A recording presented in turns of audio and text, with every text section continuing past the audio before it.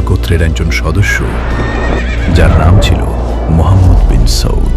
তার সাথে মিলিত হয়েছিলেন বনু তামিমের ইসলামিক স্কলার মুহাম্মদ বিন আব্দুল ওহাব। 1773 সালে প্রথম সৃষ্টি হয় দিরিয়া, প্রথম সৌদি রাষ্ট্র।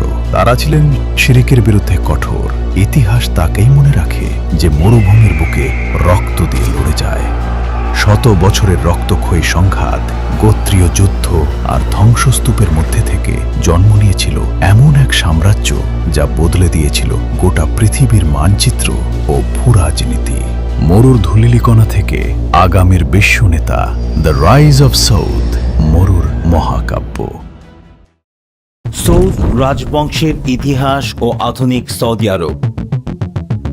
আপনি কি জানেন যে মরুভূমি আজ আধুনিক বিশ্বের অর্থনীতির চাকা নিয়ন্ত্রণ করছে? সেই মাটিতেই একসময় এক রাজবংশকে তিনবার তাদের অস্তিত্বের লড়াই লড়তে হয়েছিল।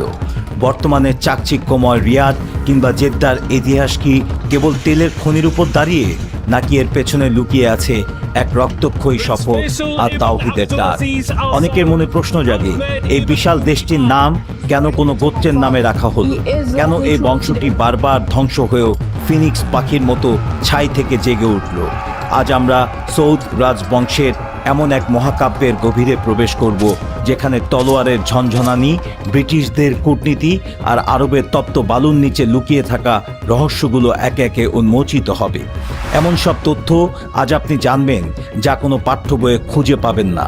ভিডিওটি শেষ পর্যন্ত না দেখলে আপনি ইতিহাসের সবচেয়ে বড় এক বিস্ময় থেকে বঞ্চিত হবেন। 1744 সাল আরবের নজদ অঞ্চলের দিরিয়া নামক এক ছোট্ট জনপদ।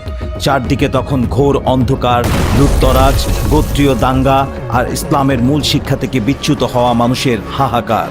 ঠিক সেই মুহূর্তে দিরিয়ার আমির মুহাম্মদ বিন সৌদ এবং সংস্কারক শেখ মোহাম্মদ ইবনে আব্দুল ওহাবের মধ্যে এক ঐতিহাসিক সন্ধি হলো।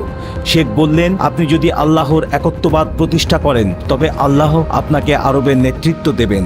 এই একটি বাক্যেই বদলে গেল আরবের ভাগ্য। প্রথম সৌদি রাষ্ট্রের সেই জয়যাত্রা যখন মক্কা মদিনা পর্যন্ত পৌঁছে গেল, তখন ইস্তাম্বুলের অটোম্যান সুলতানদের রাজ সিংহাসন কেঁপে উঠল। সুলতানের নির্দেশে মিশরের ইব্রাহিম পাশা এক বিশাল আধুনিক বাহিনী নিয়ে মরুভূমি পাড়ি দিলেন। 1818 সাল দিরিয়া অবরোধ করা হলো। 7 মাস ধরে চলা সে অমানবিক যুদ্ধে সৌদি পরিবারের সন্তানরা বীরত্বের সাথে লড়লেন, কিন্তু আধুনিক কামানের গোলার সামনে দিরিয়ার মাটির দেয়াল ধসে পড়ল। আমির আব্দুল্লাহ বিন সৌদকে বন্দি করে যখন ইস্তাম্বুলে নিয়ে যাওয়া হচ্ছিল, তখন আরবের আকাশ বাতাস কান্নায় ভারী হয়ে উঠেছিল। তাকে প্রকাশ্যে শহীদ করার পর বিশ্ব ভেবেছিল সৌদ সাম্রাজ্য চিরতরে শেষ। কিন্তু ইতিহাস কি এত সহজে হার মানে? বালুর নিচ থেকে ছাই ঝেড়ে আবারও জেগে উঠলেন তুর্কি বিন আব্দুল্লাহ।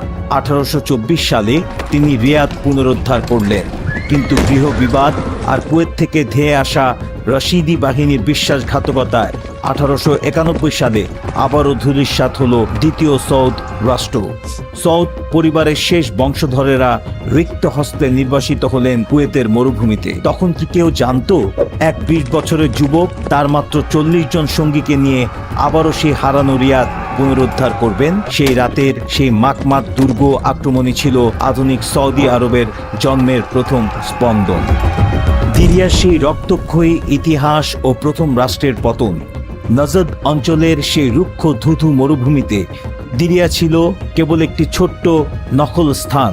মানুষের মনে প্রায় প্রশ্ন জাগে, কেন আরবের অন্য শহরগুলো বাদ দিয়ে দিরিয়া থেকেই এই বিপ্লব শুরু হলো? আসলে এর উত্তর লুকিয়েছিল মোহাম্মদ বিন সৌদের চারিত্রিক দৃঢ়তায়। তিনি যখন শেখ মোহাম্মদ ইবনে আব্দুল ওহাবকে আশ্রয় দিলেন, তখন সেটি কেবল রাজনৈতিক আশ্রয় ছিল না, সেটি ছিল ইসলামী পুনর্জাগরণের ভিত্তি।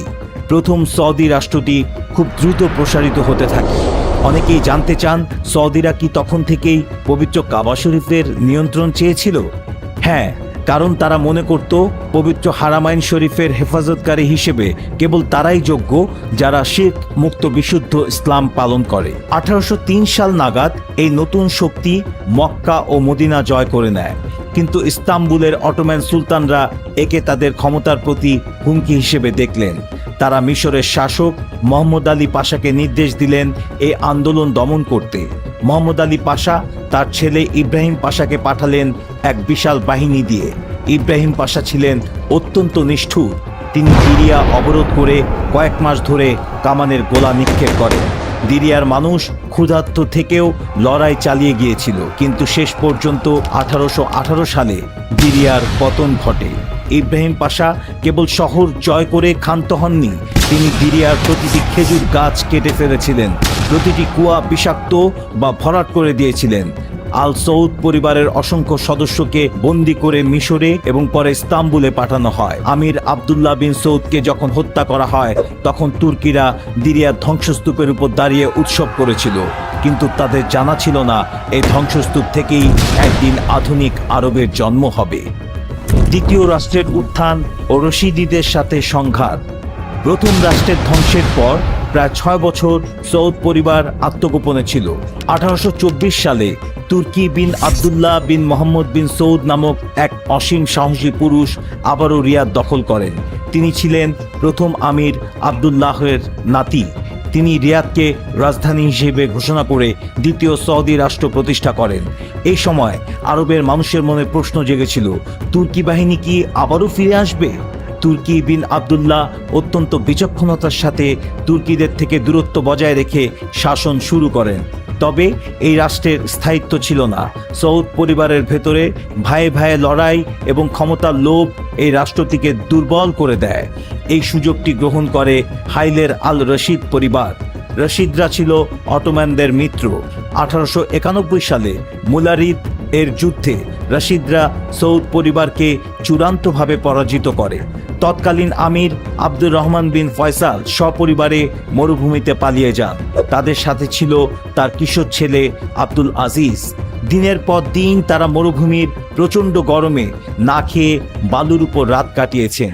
অবশেষে কুয়েতের শেখ মোবারক আস-সাবাহ তাদের আশ্রয় দেন।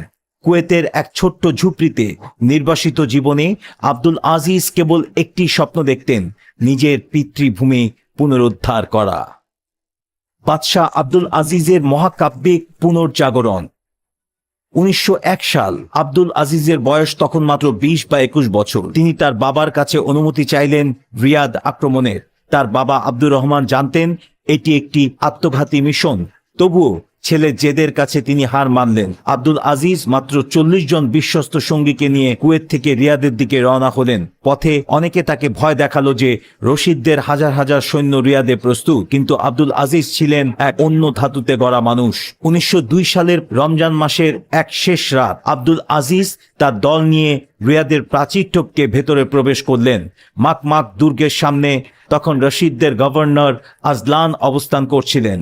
ফজরের নামাজের পর আজলান যখন দুর্গ থেকে বের হলেন, আব্দুল আজিজ বাঘের মতো তার উপর ঝাঁপিয়ে পড়লেন। আজলানকে হত্যা করার পর দুর্গের ওপর থেকে ঘোষণা করা হলো শাসন আল্লাহর। তারপর আব্দুল আজিজ বিন আব্দুর রহমান আল সৌদের। এই খবর দাবানলের মতো পুরো আরবে ছড়িয়ে পড়ল। রিয়াদের মানুষ তাদের প্রিয় রাজবংশকে ফিরে পেয়ে রাস্তায় নেমে এলো।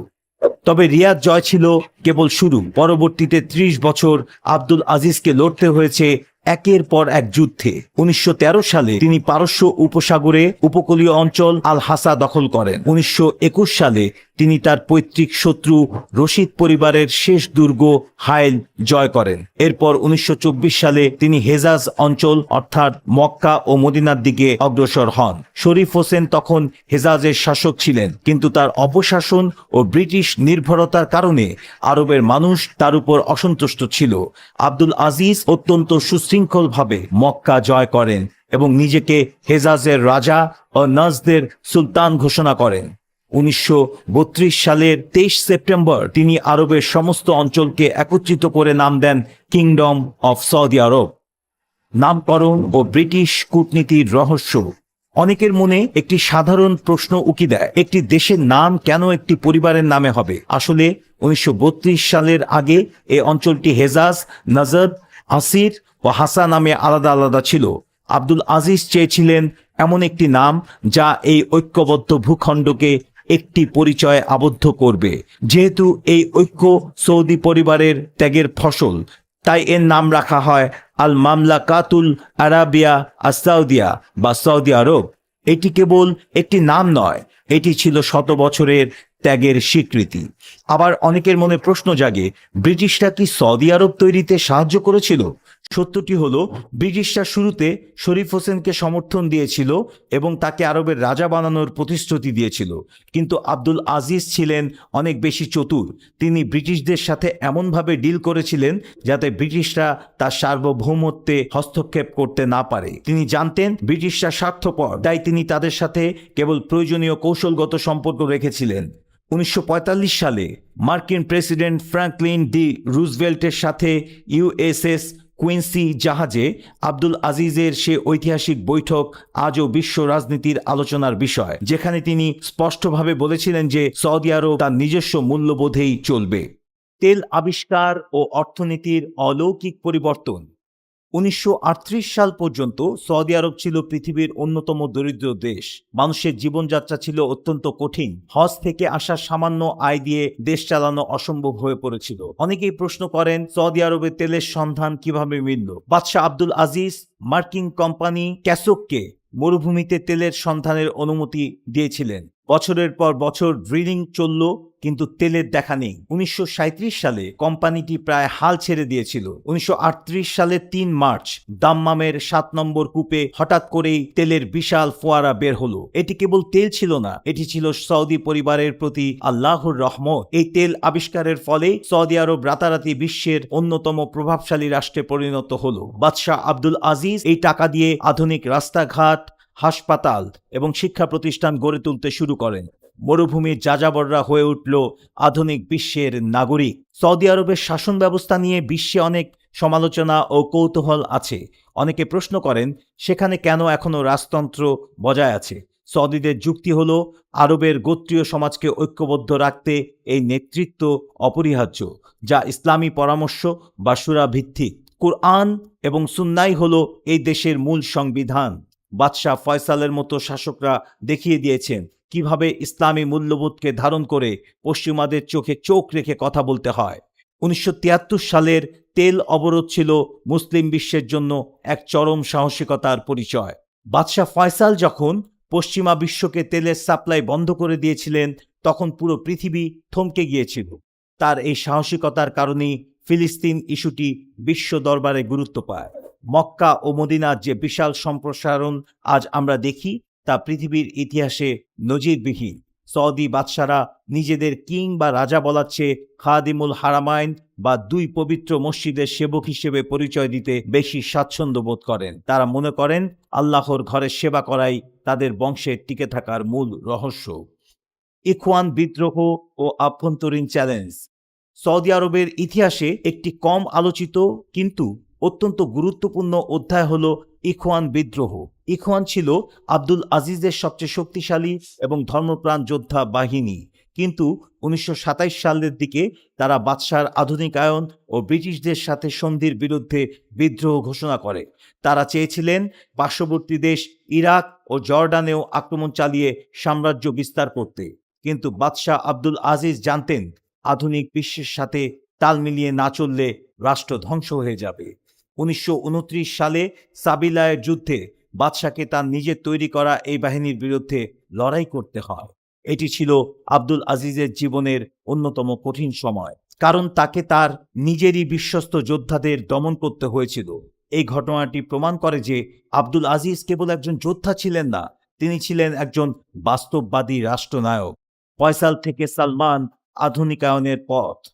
বাদশাহ আব্দুল আজিজের পর তার যোগ্য উত্তরসূরি একে একে দায়িত্ব নেয়। বাদশাহ সৌদ অবকাঠামো উন্নয়ন করেন, বাদশাহ ফয়সাল শিক্ষা ও অর্থনীতিতে বিপ্লব আনেন, বাদশাহ খালিদ ও বাদশাহ ফাহাদের সময় সৌদি আরব বিশ্বের অন্যতম সেরা সামরিক শক্তিতে পরিণত হয়। বর্তমান বাদশাহ সালমান এবং তার সুযোগ্য পুত্র যুবরাজ মোহাম্মদ বিন সালমানের নেতৃত্বে সৌদি আরব এখন তার ইতিহাসের সবচেয়ে বড় পরিবর্তনের মধ্য দিয়ে যাচ্ছে। ভিশন 2030 প্রকল্পের মাধ্যমে তারা তেলের উপর নির্ভরতা কমিয়ে পর্যটন ও প্রযুক্তির দিকে ঝুঁকছে। $5,000 বিলিয়ন নিয়ম সিটি থেকে শুরু করে লোহিত সাগরের পর্যটন কেন্দ্র সবই আধুনিকতার ছোঁয়া। তবে সাধারণ মানুষের মনে প্রশ্ন জাগে, এই আধুনিকায়ন কি আরবের চিরাচরিত ধর্মীয় ভাব গাম্ভীর্য নষ্ট করবে? সৌদি আরব কর্তৃপক্ষ বরাবরই বলে আসছে যে তারা আধুনিকতার সাথে ইসলামী সংস্কৃতির মেলবন্ধন ঘটাতে চায়।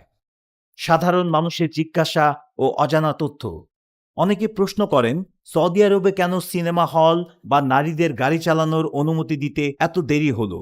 এর উত্তর হলো, সৌদি আরব একটি রক্ষণশীল সমাজ, যেখানে যে কোনো পরিবর্তন আনতে হলে আলেম সমাজ এবং জনগণের মানসিকতা বুঝতে হয়। হুট করে কোনো সিদ্ধান্ত নিলে দেশে বিশৃঙ্খলা তৈরি হতে পারত। আবার অনেকে জানতে চান, সৌদি পরিবারের বর্তমান সদস্য কতজন? ধারণা করা হয় এই রাজ পরিবারে বর্তমানে 15,000-এর বেশি সদস্য রয়েছে। তবে ক্ষমতার কেন্দ্রবিন্দুতে রয়েছেন কেবল বাদশাহ এবং যুবরাজ।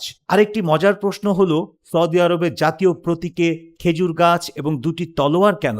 খেজুর গাছ হলো আরবের জীবন ও ঐতিহ্যের প্রতীক, আর দুটি তলোয়ার হলো ন্যায় বিচার ও সাহসিকতার প্রতীক। এটি সৌদ রাজবংশের মূল মন্ত্র। তারা মনে করে তলোয়ার দিয়ে যেমন দেশ জয় করা হয়েছে, তেমনি ন্যায় বিচার দিয়ে তা রক্ষা করতে হবে। পরবর্তী প্রজন্ম ও আগামীর সৌদি আরব। আজকে সৌদি আরব কেবল মরুভূমি নয়, এটি এক বিশাল স্বপ্নের নাম। যুবরাজ মোহাম্মদ বিন সালমান যখন রিয়াদকে বিশ্বের অন্যতম প্রধান আর্থিক কেন্দ্র বানানোর কথা বললেন, তখন বিশ্ব অর্থনীতিবিদরা বিস্ময়ে তাকিয়ে থাকেন। তারা লোহিত সাগরের পানির নিচে শহর বানাচ্ছে, মরুভূমিতে সবুজ বিপ্লব আনছে। কিন্তু এই সব কিছুর মূলে রয়েছে সেই 1744 সালের দিরিয়ার সেই শপথ, তাওহিদ প্রতিষ্ঠা এবং ইসলামের সেবা। সৌদ রাজবংশ 3 বার ধ্বংস হয়েও ফিরে এসেছে কেবল তাদের দীর্ঘ সংকল্পের কারণে। সৌদ রাজবংশের এই দীর্ঘ ইতিহাস আমাদের শিক্ষা দেয় যে কোনো পতনই চূড়ান্ত নয়, যদি মনে আল্লাহর উপর ভরসা আর লক্ষ্য থাকে অটুট। দিরিয়ার সেই ধ্বংসস্তূপ থেকে আজকের এই আধুনিক সাম্রাজ্য গড়ার পেছনে ছিল শত বছরের ত্যাগ আর কয়েক প্রজন্মের রক্ত। বর্তমানে প্রতিটি ইট আর পাথর সাক্ষ্য দিচ্ছে সেই লড়াইয়ের। আপনি কি মনে করেন আধুনিকতার এই জোয়ারে সৌদি আরব কি পারবে তাদের সেই আদি ইসলামী পরিচয় ধরে রাখতে, নাকি ভিশন 2030 তাদের ইতিহাসের এক নতুন বাঁক তৈরি করবে? আপনাদের মতামত কমেন্টে জানাতে ভুলবেন না। সৌদি আরবের এই বিবর্তন নিয়ে আপনার কোনো বিশেষ প্রশ্ন থাকলে আমাদের জানান, আমরা পরবর্তী ভিডিওতে তার উত্তর দেওয়ার চেষ্টা করব। আমাদের চ্যানেলের অন্যান্য ভিডিও যেমন উসমানীয় খেলাফতের পতন এবং সালাউদ্দিন আইয়ুবীর বীরত্ব দেখতে স্ক্রিনে দেওয়া লিঙ্কে ক্লিক করুন। ইসলামের ইতিহাসের এমন আরও অজানা অধ্যায় জানতে আমাদের সাথেই থাকুন। দেখা হবে পরবর্তী ভিডিওতে। আসসালামু আলাইকুম।